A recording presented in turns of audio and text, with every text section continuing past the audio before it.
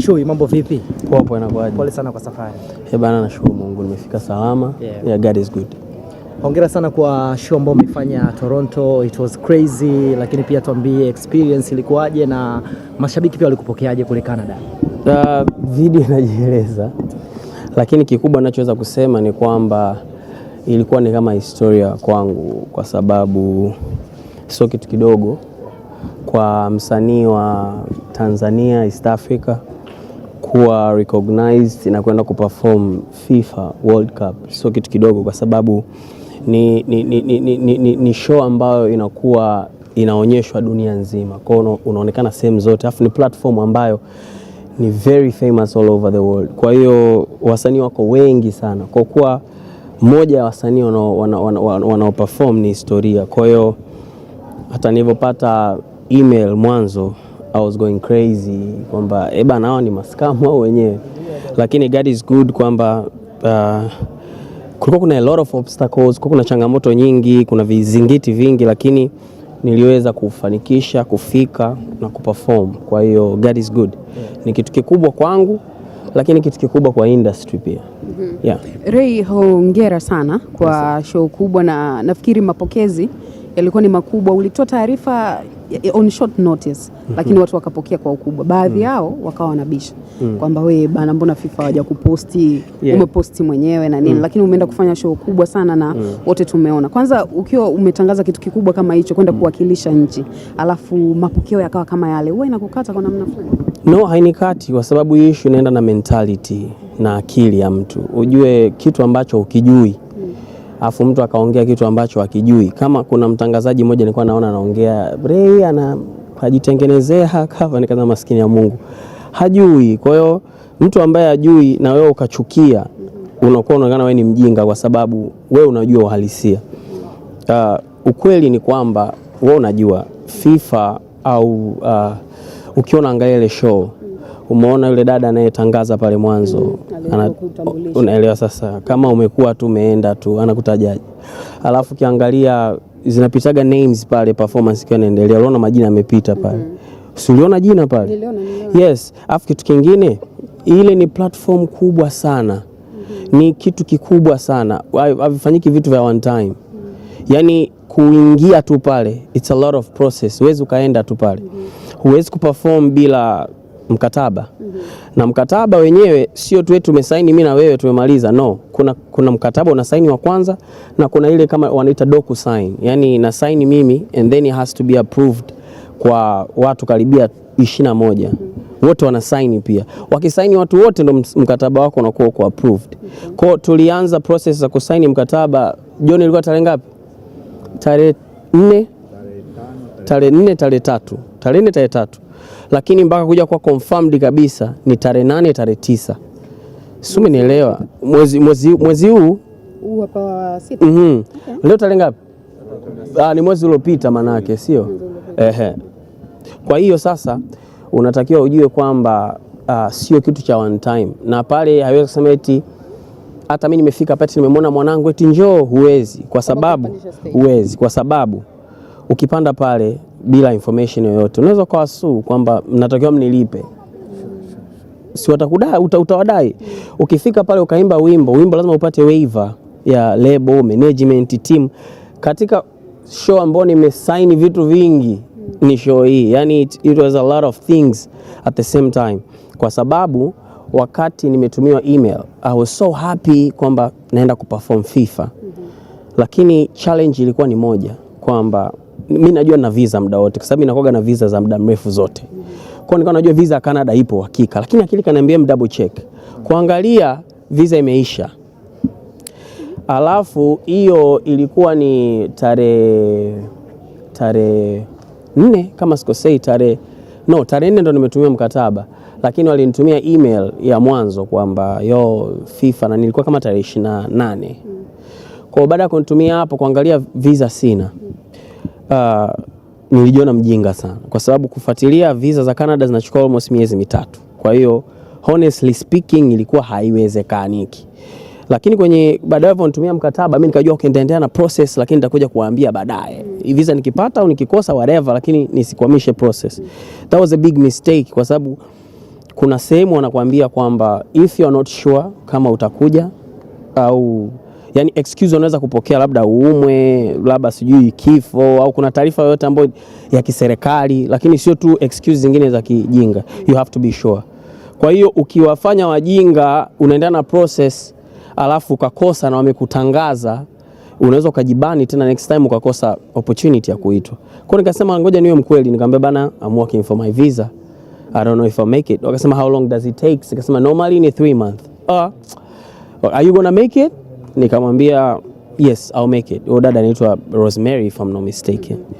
Yes, nikasema I'll make it. Kwa hiyo nikafanya mambo ya kuzungumza na serikali, nikaongea na Mheshimiwa Makonda, kanitafutia barua BASATA. Lakini nimshukuru sana my brother Msigwa, pia nilizungumza naye kwamba bro, hii kitu ni kwa ajili ya taifa. So what can we do? Tukaweza ku-expedite, nikapata visa on time. Kiukweli serikali walijaribu kwa reach out ubalozi na wakawapa sababu, na serikali ilivyozungumza na ubalozi pia nishukuru ubalozi kwa sababu waliweza kuelewa. Kwa hiyo wakafanya kitu ambacho ilikuwa ni ngumu yani kufanyika. Lakini tunadhani nilizungumza nao na kuna barua tuliwapelekea around tarehe 2, tarehe 5 nikapata visa. That's nice. Yeah. So baada ya kupata visa, cha kwanza nawapigia wao, sasa tuko na time difference, kumtafuta nani ikawa ngumu. Baadaye nikawatumia email kwamba you have a visa, maybe tukaanza na promo. Sasa wale wanavyofanya ni kwamba wana press kila kitu kwenye eneo lake. Yani kwamba wasanii hao ndio watakao perform confirmed kwenye matangazo, wanatuma kwenye media, kwenye TV, kwenye everywhere, kwenye screens, kwenye nini, kwenye matangazo ya kila sehemu wanapeleka matangazo. Kwa hiyo walikuwa washapeleka matangazo kabla mimi sija confirm. Kwa by the time na confirm matangazo yalikuwa yashaenda. So akaniambia that's impossible. Hatuwezi kusema turudi tena tuambie okay guys sorry there is another one. You cannot do it. Kwa hiyo for that point nikaelewa, lakini nikasema but can I have mine to post on my channel? Umeona? Basi ilichukua kama 3 days. Mzava kila siku akawa ananiuliza, bana hiyo posta vipi? Nikamwambia subiri. I'm on it, wataituma tu. Kwa hiyo tukasubiri kama siku 2, siku 3 toka nimefika Canada. Ilikuwa kama siku 2, siku 3 wakanitumia posta ya mimi kuposti kushare. Ndio maana nichelewa kuposti. Kitu kingine, katika kosa kubwa ambalo unaweza ukalifanya na wakawa in trouble ni kujitengenezea vitu. Hata kama uko kwenye hiyo. Sasa yani ni kosa kubwa sana. Yani huwezi kaenda eti umejieditia eti oya nipigie AI nitolee. Ni kesi kubwa sana. Yani utengeneze posters kama wanawe kufanya. Yani huwezi kutumia, how can you do that? Yani hata kama umeitwa na mtu pembeni yote umejitengenezea cover na upo unaamba pale, ni kesi kubwa sana. So you cannot do it. Ni kitu ambacho hakiwezekani. Ila vitu kama hivi sometimes you have to explain to people, watu waelewe. Kikubwa ambacho mimi nilikuwa nakiangalia sio kwanza kubishana au kujitetea. Onyesha mkataba, onyesha picha. I'm too old for that. Lakini naamini kwamba tunakuwa tuna inspire pia watu wengine. Alafu ukifanya ile show watu wanashindwa kujua. Ile show ukifanya unakuwa unaifungua industry yako wewe. Mtu akiona huyu Rayvanny ana perform atataka anifuatilie. Akikufuatilia anakutana na wasanii wengine ambao related to you. Si unanielewa? Si unanielewa ninachokwambia? Na pengine wasikupende wewe, wakawapenda wasanii wengine waliowaona kupitia wewe. Si unanielewa? Kwa hiyo as I'm talking to you right now, FIFA wamemfollow Diamond kupitia wewe. FIFA World sitaki kusema kupitia mimi. Na nilikuwa nakupa tu mfano uelewe, yani kwamba wamemfollow. How? So you have to know kwamba yes, wamemfollow. Ukienda ukaangalia wamemfollow. Kwa hiyo mtu anaweza kaingia pale kaingia kuta nifanye nyimbo na Mario, nilifanya nyimbo na Harmonize, kuta nifanye nyimbo na nani, wakakufahamu watu wengine, wakawafahamu watu wengine kupitia wewe. So sometimes sio kitu cha kusema utakicrash au kawaida kaitwa tu. Hamna mtu anakuita tu. Kila msanii ana watu wake ambao wa karibu. Ukiona umeitwa, ujue umehitajika. Nienda kwenye show ya Feregola, watu wakaongea, wewe unaenda show za unadandia hao. Can't you see process inaanzia wapi? Mimi Feregola alinitafuta tufanye collab. Feregola msanii mkubwa sana. Alinitafuta tufanye collab. Aliona kitu kwangu. Tukafanya ngoma watu wakaipenda. Then akaniambia na show Belgium mara ya kwanza. We have to do it bro. Nikamwambia time ambayo natakiwa nikafanya show Belgium, nilikuwa na shoot video ya Oma Matetema India, kwa tulishindwa kufanya. Akaambia bro, I'm doing another one in Paris Aqua Arena. Nikasema let's do it. Aliweka posta yake, akaweka na posta yangu. So Wakongo walianza kumock kwamba anamtegemea Rayvanny ndo ajaze. Watu hawajui.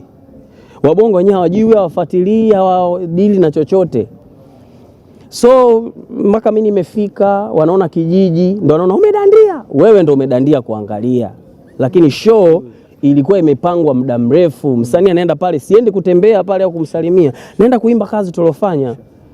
Do you know how much napata? Unajua nakutana na watu wangapi? You don't know.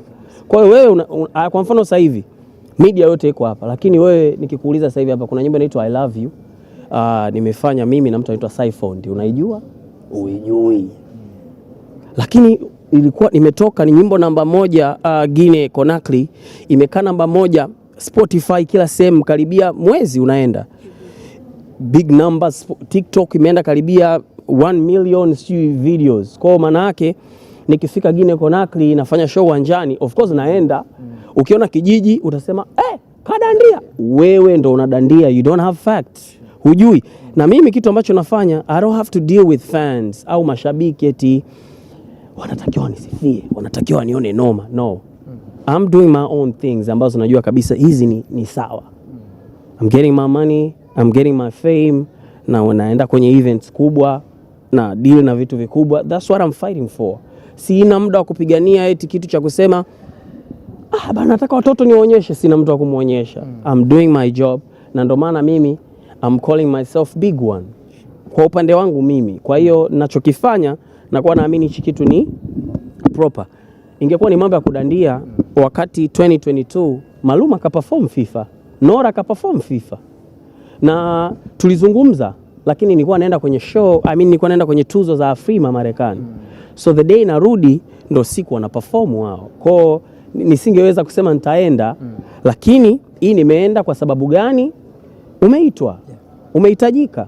Mtu atakwambia Tetema kila siku. Ungewaambia basi mashuleni huko waache kuimba wimbo wa taifa, tutafute hata singeli moja. Mungu ibariki Tanzania. Lakini kila siku shikamo mwali. Nenda hata leo, wewe umesoma mwaka gani si shule? Ni vile vile. So kuna nyimbo zingine ukipata Mungu kakubless, alafu ni wimbo wangu nimwachie nani? Kwa Tetema ile tulikuwa na perform pale, mtu anakuambia Tetema mwaka huu. Tetema ni wimbo mpya, if you don't know. Inaitwa Oma Matetema, imetoka mwaka jana. Mwaka jana na sasa hivi inaweza kana miezi 8-7. Na iko na milioni 100 na wanazichanganya sasa. Iko na milioni 100 na. Kwa hiyo what I'm telling you ni kwamba tunachokifanya tufanye tu kwa ajili yetu, tunafanya kwa ajili ya taifa na generation inayokuja. Wewe unaweza ukasema unaongea au unataka umdogoshe Rayvanny, uwezi bro. Uwezi bro. Yani mtu hata ongea tu media sijui nani eti wewe hamna kitu. I see you like a stupid, kwa sababu I'm telling you, nikimaliza interview na wewe hapa nasubiriwa na Rolls Royce nje hapo. Do you know how much it cost? So much. What are you talking? Nikilala kwangu sina haja kuwasha feni au AC. Napiga na upepo wa Mungu. Niko rooftop. Sina nyumba za kukaa ghorofa 2 mimi. I'm not bragging, but I'm telling you kwamba vitu vingine unatakiwa ujifunze. I'm not ready to wait kwa watu ku appreciate au vipi. I'm doing my own things. Lakini kwa wale wote ambao nimeona comments zao, watu kwenye industry, mashabiki wengine wanao appreciate, na washukuru sana, kwa sababu inakupa moyo, inakupa nguvu ya kuendelea kumove na kuendelea kupush na kuendelea kusonga mbele. Wakati namtoa mdogo wangu Kuslav, kila mtu alikuwa anaongea amna kitu, msanii sijui hajafikisha hata 10 ngapi, sijui hajafikisha ngapi. As I'm talking to you right now, anakaribia miezi 2 tu, YouTube ana 20 million. TikTok ukiingia, ikitoka finale inafuata ngoma yake kwa namba. Unanielewa sijui, na ni msanii na miezi hiyo 2. Dance for me. Dance for no moyo, lakini dance for me pia. So what I'm telling you ni kwamba Mungu akikubless anakubless tu, hata watu wakiongea uhalisia unabaki. Kwenye hii dunia ambayo tupo, utaki kuchanganywa na maneno. Utaki kuvurugwa na mtazamo wa mtu. Ni kitu chake anachoongea. Hata interview nayo ongea hapa, kuna mtu mwingine ndo amekaa chini, kakaa kwake atatukana chini. Lakini hata ukitukana, hata ukisema, hata ukifanyaje, you cannot change uhalisia. Uhalisia unabaki uhalisia. Kama mtu anafanya vizuri, anafanya vizuri, anasifiwa. Na mimi nishasifiwa sana mpaka hapa nilipofika. Kwa hiyo muda huu ulipofika ni muda wa action tu. Mimi nafanya action tu. Sisubiri unisifie au unicriticize. Taja wasanii wako wakali, wasifie wasanii wako wakali, lakini mimi I'm doing my things. Alafu wewe mwenyewe utakuja utaniambia. Sawa, Rayvanny, kwa sababu umetoka Canada na mashabiki wengi baada ya kuona ile main event ambayo Nora Fateh alifanya performance, question mark zikabaki, kwa nini Rayvanny hatujamuona kwenye main show? Okay. Zote ni main show. Kwa sababu nilofanya mimi sio fan festival. Niliona kuna mtu anachanganya. Anasema Rayvanny kafanya fan festival. No, that was countdown concert. Yaani unajua ile Christmas au mwaka mpya ile. Siku kuna countdown ya kwenda kwenye mwaka. Ule muda ni muhimu sana kuukaribisha mwaka. Yaani ule muda wa mafataki ule ni muda muhimu sana kuukaribisha mwaka. Kwa countdown concert ni show muhimu sana. Yaani kiufupi sisi ndo tumekaribisha ceremony zote.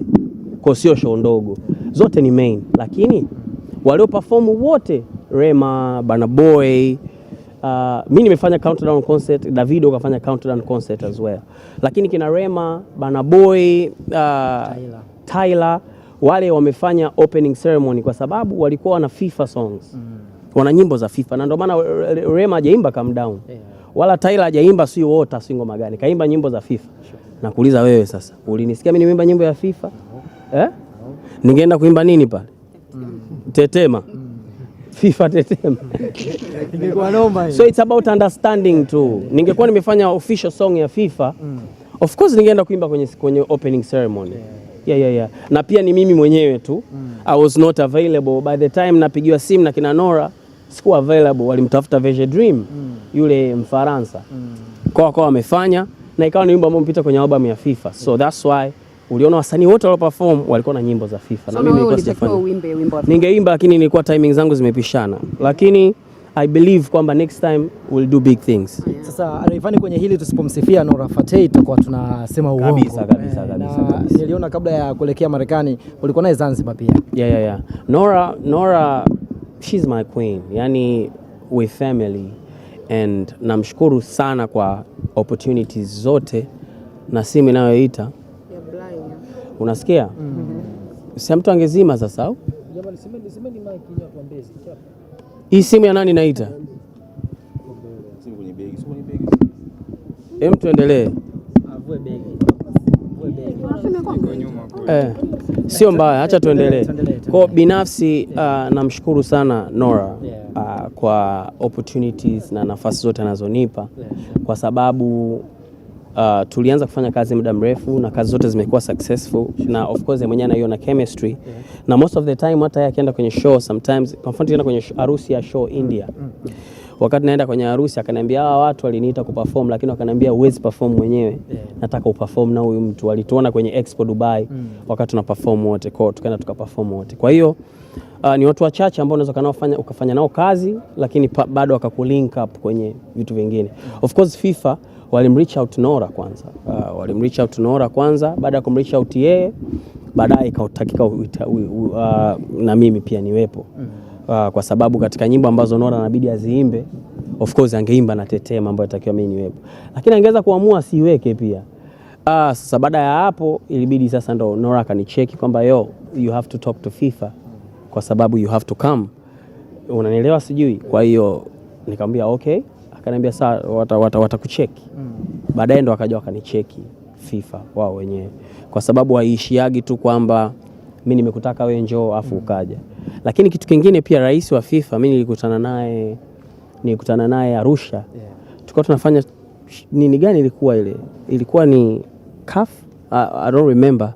Ilikuwa kama 2022. Tukutana nikapiga naye story sana, nikachukua na namba yake. So wakati tuko Zanzibar na Nora alikuwa wanaongea na Nora kwenye simu. So baadaye nikaongea naye na mimi na nikaongea na vitu. Sasa vitu vingine siwezi kuongea, ndimu zangu siwezi kuziongea hapa. Kwa hiyo yes, ni kwenye dunia ambayo tupo ndugu yangu. Mtu asikwambie wewe uko media gani? 7 Media. Ushukuru sana Baba Levo. Wewe uko media gani? Ushukuru sana Liki Media wewe dada. Hata wewe unayeongea una mtu wa kumshukuru pia. Kwenye haya maisha ambayo tupo, kila mtu alifika sehemu kwa kushikwa mkono. Asingekuwa Diamond bila mzee wetu nani ule Papa Misifa. Kwa hiyo Diamond akitembea na Rolls Royce inabidi umwambie mshukuru sana Papa Misifa. Kwa in life you have to know, iwe kwenye siasa, iwe kwenye shule, iwe kwenye kazi, lazima ushikwe mkono.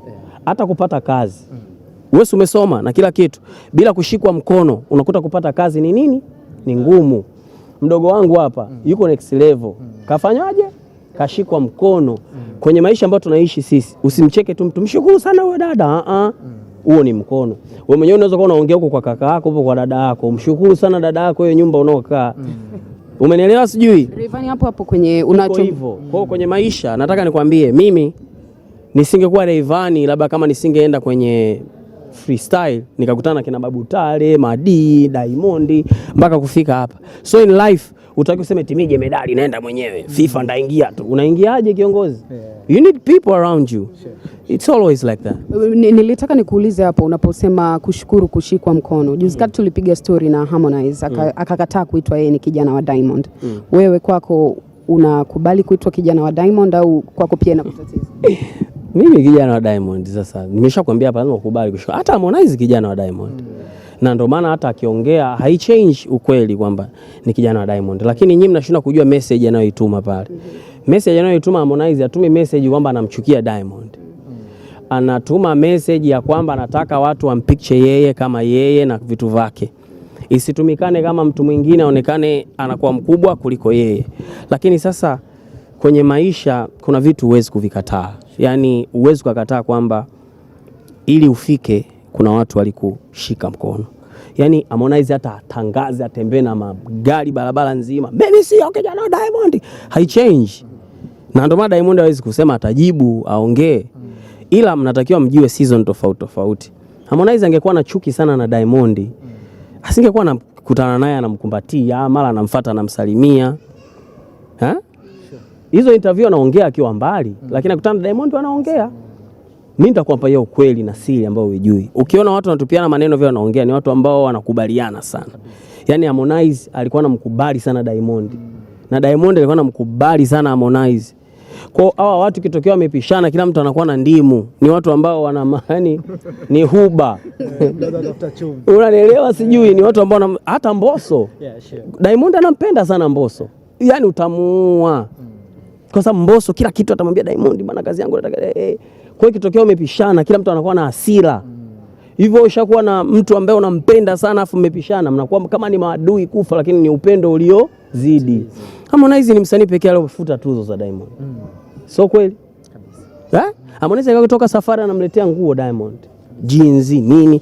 Kwa Diamond akiona mtu kama yule wamepishana lazima imuume sana. Au Harmonize akiona mtu kama yule ambaye alimuonyesha respect kama yeye wamegombana lazima imuume sana. Kwa ukiona maneno yanakuwa ni mengi, ni love iliyopitiliza. Mimi naamini hata kuna kipindi Harmonize alimcheck sana Diamond. Hata alikuwa na post Instagram kwamba sitaki ugomvi tena, we family, bro, au kuandika. Kwa hiyo musi concentrate na alivyosema tu mimi sio kijana. Uangalie na pale pia alivyosema anamkubali sana. Kwa hiyo ni watu ambao kiukweli wako dipu. Watu ambao wako dipu. Wana yani Harmonize anamkubali sana Diamond. Vitu vingi sana akajifunza kwa Diamond. Kabisa. Diamond akamwambia chora tatu, Diamond akamwambia toboa masikio, Diamond akamwambia hivi, yani manjia yake strategy sijui wanawake sijui nini ni Diamond. Au unakosea? Kabisa. Na Diamond pia naye anampenda sana Harmonize. Mipango yake Harmonize anakuaga mnyama sana kwenye hivi vitu. Hata Wasafi pia. Hata kesho ukimkuta pale anaanza kukwambia bana sema hamu alivyotiana na Ilizo Bleach. Yaani watu wanakubaliana. Kwa Mnyamwezi. Ni wanafahamiana, ni familia ile. Kabisa. Yes, kwa hiyo it's always like that. Na mimi naamini kabisa kwamba kitu ambacho anakuwa anataka mtu ambacho hataki mtu. Ambapo anakuwa anaona michongo yake haiendi kama wasanii wake, sio anaona kama alifanywa fitna. Anakuta anaona tena sijui mara alitokea fanya kitu gani kimezuiliwa. Kwa hiyo yeye anakuwa anaumia kuona kama mtu anayemkubali sana kama naamini anamwekea vizingiti. Lakini watu wanapendana sana. Kwa sababu tuko na wewe hapa na tukikuacha bila kukuuliza hili tutaacha maswali kwa mashabiki zako. Voice juzi na siku zilizopita alizungumza vitu vingi sana ambavyo ulikuja sema kokote. Tunatamani kwa mara ya kwanza leo tuambie umemsamehe kijana wako Voice au bado ni mtiti? Unajua kitu kimoja ambacho nashindwa kuelewa ndo yale narudi kwenye mambo ya kukubaliana, sio kushikana mkono, kumkubali. Mac Voice anajua kabisa bro mimi nanikubali sana. Hata nikifanya chochote hawezi kunifanya kitu. Ndio maana anaweza kaongea chochote tu. Yeye anaongeaga tu mwenzako. Mimi nimekataliwa vitu vangu, mimi sijui simu haijapokelewa, mimi sijui nini na nini, ni vitu vyote ambavyo siwezi kumpakazia. Unajua nitakwambia kitu kimoja. Ikitokea saizi kati ya mimi na Mac Voice, nani anatakiwa tukanwe sana, achukiwe sana na watu? Mimi ndajichagua mimi. Kwa nini? Kwa sababu yule ni mdogo wangu nampenda. Siwezi nikawa nimekaa nyumbani afu nimekuja kwenye hii interview kwa sababu kuna maneno naweza nikaongea hapa yakatani yakamtengenezea chuki, watu wakamchukia. Kwa hiyo kwenye swala la kuchukiwa mimi nimechagua mimi kwamba nimprotect mdogo wangu. Naweza nikaongea mapungufu yake mengi, makosa yake mengi, lakini swala lake tulizungumza na mheshimiwa Mwana FA na of course yeye mwenyewe alishtuka kwa sababu kumbe uhalisia ndio upo hivi. Nikamwambia uhalisia ndio uko hivi. Kwa mdogo wangu anapambana, anatamani kufika mbali zaidi. Kikubwa watu waendelee kumsupport kwenye ile njia ambayo anafanyaje anaenda. Ila mimi siwezi kaja hapa nikaanza kusema mdogo wangu siku moja tarehe 2 tarehe 3 akafanya hivi akazingua vile, hapana. Ni mdogo wangu, nampenda sana naye anajua hilo, ndio maana anaweza kaongea chochote ambacho anajua kita distract, kitanitengenezea sura mbaya. Ila kwa kuwa ameongea yeye, mimi siwezi kuwa na hard feeling. Najua yeye anajua uhalisia na anajua ukweli. Kwa sababu kiangalia kafungua labda akaunti mpya na nini na nini. Mimi sijawahi kuwa hata na akaunti yake, sijui hata password. Sasa akaunti yake Insta anasema nielewe basi. Sasa ndio hicho. Bana Shivo, mimi najua hata password ya akaunti sijui. Hata Ukuslav wewe una akaunti yako. Mimi najua hata password. Sijui chochote, kila kitu mtu anacho. Sasa vitu kama hivi sasa. Unaona vitu kama hivi. Nikiongea vingi kama hivi ndo vitaanza kutengeneza chuki kwamba wewe unamchafua Rayvanny mdogo wangu. Atakuwa anaona kama mimi ndo kizuizi cha mafanikio yake. So ukichagua nani achukiwe kati ya mimi na yeye, mimi nimechagua mimi nionekane mimi mbaya. Ila mdogo wangu namsupport na yeye aendelee na vitu vyake, na wala mtu asiende sio amshambulie sio afanyaje, afanye muziki wake. Chui, Wema mlishina vizuri WCB, na wakati huko kwenye mangaiko yako Wema naye akajifungua mtoto. Wema nimeshina WCB alikuwaga shemeji yako zamani labda. Andisha bado wataniua. Ndio tumeshina naye, tuendelee. Tuambie umepokeaje sasa taarifa za yeye kupata mtoto? Na hii ngoja nitoe kwanza miwani. Wema ni mtu wangu pia sana. Na diva Wema, I'm so proud of her. Yani nimefurahi sana kwa sababu kwenye maisha hamna kitu ambacho kinashindikana, hasa ukimwamini Mwenyezi Mungu. Kwa hiyo Wema, hongera sana. Au sio bana, mtoto mkuze vizuri, akuwe kwenye maadili. Lakini pia mwanangu Whozu, hongera sana kwa sababu umeonyesha wewe ni mwanaume. Umeleta pia furaha kwenye familia. Kwa hiyo kiukweli kabisa tumpongeze. Na yule alikuwa anaitwa nani Wema jina lake? Sasa kaleta Tanzanian mtoto, sasa kaleta mtoto wa taifa. Kiume yule. Si ndo mtoto? Anaweza akawa sweet hata wa kiume. Wewe mume wako mwiti sweet hata. Kwa hiyo mtoto alomleta ni kama mtoto wa taifa na of course anaitwa Oli. Sijajua imaanisha nini. Oli Oscar, babake si Oscar. Hivi Whozu anaitwaga Oscar. Hongera sana baba Oli na mama Oli, kiukweli jina zuri. Mtoto naamini atakuwa mzuri kwa sababu mama kapoa, baba kapoa. So mengine yote tuseme asanteni kwa watu wote ambao pia wamempongeza. Nafikiri mwenye ndapeleka zawadi yangu. Kwa hiyo tuna mtoto. Ukienda kupeleka zawadi unapeleka na mkeo? Umeanza sasa na mke wangu tena vipi? Sasa si tulisikia kumbe mlioana kimya kimya wewe na Faima. Aha, ulinichanganya. Ndio, nitaenda na mke wangu. Okay. Kwa nini mliamua kuoana kimya kimya wakati watu walikuwa wanapigia kelele sana? Bana Rayvanny umemzalisha dada wa watu lakini ndoa hakuna. Ndoa ni swala la siri na ndio maana mimi siwezi kuongea chochote hapa. Sure. Tuone pete she. Si. Hiyo pete ya ndoa hiyo. Sasa unaona inaandika ara make. Haivaliwi hapa. Haivaliwi hapo pete ya ndoa. Inavaliwa wapi? Hapo kidole cha. Wewe umeolewa? Ndoa pete kwa. Sioni, acha kuongopea waandishi. Jamani, hana pete kama mimi.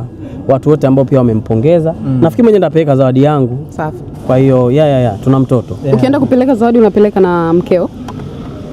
Umeanza sasa na mke wangu tena vipi? Sasa si tulisikia kumbe mlioana kimya kimya wewe na Faima. Aha, Ulinichanganya. Ndio, ndaenda na mke wangu. Okay. Kwa nini mliamua kuoana kimya kimya wakati watu walikuwa wanapigia kelele sana, bana Rayvanny umemzalisha dada wa watu lakini ndoa hakuna? Ndoa ni swala la siri na ndio maana mimi siwezi kuongea chochote hapa. Sure. Hatuoni pete she. Si. Hiyo pete ya ndoa hiyo. Si unaona inaandika haivaliwi hapa. Haivaliwi hapo pete ya ndoa. Inavaliwa wapi? Hapo kidole cha. Wewe umeolewa? Ndoa pete kwa? Pia hapo. Sioni, acha kuongopea macho, kula carrot. Jamani, hana pete kama mimi. Rayvanny, hapo niliona interview ya Mzava, lakini pia niliona shemeji kaandika pale kama wenye vijipu uchungu na nini. It's like kama watu wako karibu wana feel kuna namna ambavyo unafanywa fitna, ndio maana kuna baadhi ya maneno yanazungumzwa. Vipi kwako, unahisi kuna namna unafanywa fitna kwenye game? That's why kuna watu wanakudogosha labda kwa namna moja? Nafikiri nishalijibu hilo swali.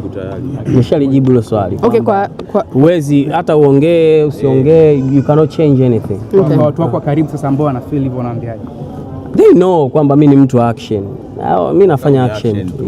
Hatuna kingine zaidi ya action. Rayvanny, nilisikia hapa unajitaja kama wewe ni big one. Yes. Na kumekuwa na hizo big 3, Alikiba na Harmonize anaita wao ni big 2. Alikiba anampa nafasi ya wa kwanza Harmonize na nini. Kuna namna unaona hizi ni kama kudogoshana kwamba huyu anajiita big fulani, huyu hivi, mpaka na wewe unakuja unajiita big one? Kila mtu ana haki ya kujiona yukoje. Kwa hiyo huwezi kumzuia kila mtu kujipa nafasi yake, kwa sababu hajakutaja wewe, kajitaja yeye. Kwa akijitaja yeye anakuwa ameangalia fakti zake na sababu zake yeye. Na mimi siwezi nikasema eti ndaanza kungangania namba yake yeye. Right. Wakati yeye usikuta anawaza kwamba mimi nikifanya kitu hiki, nimefanya kitu hiki, nimeenda hapa, nimerudi hapa, mimi ni mkubwa kwa vitu alivyofanya yeye. Inakatazwa, inaruhusiwa?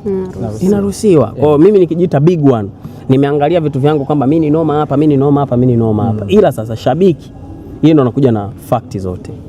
Kwamba bana huyu mtu ana hiti zaidi ya 190. Huyu mtu kafanya show kubwa hizi. Huyu mtu ana namba hizi. Huyu mtu ana namba hizi. Afu yeye sasa atapanga big ni nani, anapanda atafuata nani, atakuja nani. Kwa sababu hata unaweza kujiita mimi ni tajiri kuliko Mo Dewji. Nina B, sio mimi. Si umeamua, huwezi kuzuiliwa, lakini sasa tutarudi kwenye uhalisia. Tutarudi kwenye wakati tunaongea nikijiita big one, nimeshuka tu hapa sasa hivi, nimetoka kwenye show Big Chui Canada, FIFA. Toka miaka kina Remi Ongala watu wanaimba hadi leo. Hajaienda mtu. Unanielewa siji? Toka kina Marijani Rajabu mpaka leo nimeenda mimi tu. Mtoto wa Mbeya. Ukitaja tuzo ambayo niko nao mimi na miaka 10 haijakuja tena mpaka leo. Na nomination ilipatikana tu juzi hapo ya Abi Chamli. Inaweza kupatikana kwa sababu hii nitakwambia kitu kimoja. Hawa majenzi na watu wanaokuwa wanaweza akawa wanakaja kuwa noma sana. Wakaenda hata kwenye FIFA, wakafanya vitu vingi vina. Naongelea currently right now. Mpaka tunavyoongea muda huu. Mimi nina tuzo ya Diafa, one of the biggest awards in Dubai. Hakuna mwingine anayo. Si unanielewa? I'm the only artist sio kutoka Tanzania, kutoka Afrika. Nilio wa kwanza kuperform kwenye awards, MTV Awards, Budapest, Hungary. Nilikuwa wa kwanza kutoka Afrika. Si unanielewa? Records. Hizo ni nini? Ni records. Kwa hata Mwenyezi Mungu akisema bwana kijana wangu Rayvanny na kuchukua saa hizi. Kiukweli unatakiwa uandike makala. Sio ndogo tena. Hata baadaye wanaisoma watu shule, kurasa za kutosha. Kijana huyo akajipatika kwenda FIFA. Yani unaongea. Utasema mtu alienda sijui eti Bukoba, sio karudi. Karudi. Wewe bana. General, sio issue ya kwangu peke yangu. Ni issue ya watu wote. That's the thing. Sawa, malizana na mashabiki zako Rayvanny ambao wanakupenda na wanakufuatilia kila siku. Mimi ninachoweza kusema ni kitu kimoja, kwamba tusiishi kwenye maisha ya kuongopewa kwamba msanii fulani hawezi, fulani anaweza, fulani noma, fulani sio noma. Tutakuwa unapoteza muda kwa sababu wasanii hao wenu ndo wao mko nao. Mkiwapa nguvu nyie, mtu anawaza huyu nani? Yaani kwa mfano let's say imepostiwa FIFA. Watu wote wana support pale, hata FIFA wenyewe wanaona huyu nani huyu? Lakini mkicriticize, kwa sababu mtu akicriticize anajua ujue. Akiingia na translate anakuta wanakumoku wewe mwenyewe tena. Kwa anaona kwamba tukimweka huyu mtu na si wenyewe kama tunatukanwa, sio tena tunasifiwa. Lakini mkiwa proud na unavyosifia, unafanya industry inakuwa kubwa. Ukubwa faida yake ni nini? Wewe unaweza kuwa na mtoto wako mdogo, unampeka shule kila siku anarudi. Kumbe ni Rayvanny baadaye naye msanii. Kwa hiyo ukiwa unaweka mazingira mazuri ya kusupport, baadaye hata generation yako wewe itasupportiwa. Mdogo wako, dada yako, kaka yako, shangazi yako, rafiki yako. Kwa sababu tukiwa na akili ya kwamba tu mimi namkubali mtu fulani, hamuwezi mtu fulani. Ni sawa, ushindani ni sawa, lakini inapokuja swala la kitaifa au swala la kumpa mtu nguvu, apewe mtu nguvu. All in all, wasiache support na iona, tunatoa kazi, wanafuatilia, waendelee kusupport. Lakini pia na ujumbe kwa watu ambao wanaamini, hii nirudi kidogo unipate wide. Kwa watu ambao wanaamini kwamba Rayvanny hivi, Rayvanny sijui hivi, Rayvanny, I'm still here. I'm still here. And I'll show them who the fuck I am. Yeah. Kusi aseme kitu basi.